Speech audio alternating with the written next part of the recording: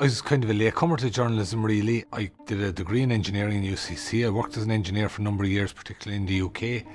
And then like a lot of people in their mid-20s, I went travelling. So when I came back, I kind of had an idea that I wanted to change direction.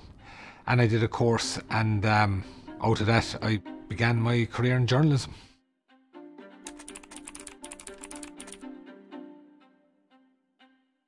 My role in the newspaper, I suppose, it's a combination of things. Breaking stories that are what you might call off agenda. They're not the everyday stories that are happening. The stories of the day, perhaps you might be called on to write an analysis piece of it or a background. Anybody who's in journalism for a number of years would have built up contacts in different areas. And very often you get a phone call, somebody saying to you, do you realise such and such is happening? And that's effectively your tip-off. Now, the one thing about somebody who comes to a journalist with a story is that they want to ensure that you can be trusted. So you have to build up that kind of trust with an individual and show that you're trustworthy, that you will not, for example, take their story and try to sensationalise it or try to twist it in order to suit some particular agenda. The other element to trust is that you have to, as a journalist, suss out the source and ensure that the source is being trustworthy and coming to you with everything above board.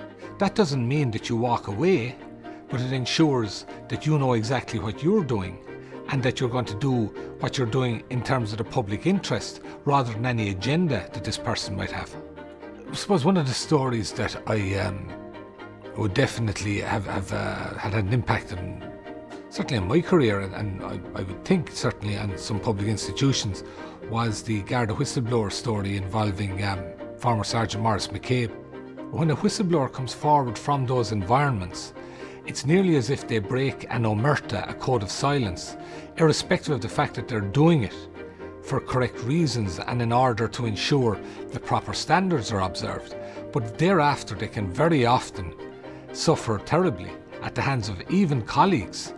I would hope that in terms of the journalism that was involved in it, that contributed to what I suppose was a situation whereby change may have come along to how the Gardaí operated and particularly how whistleblowers were treated.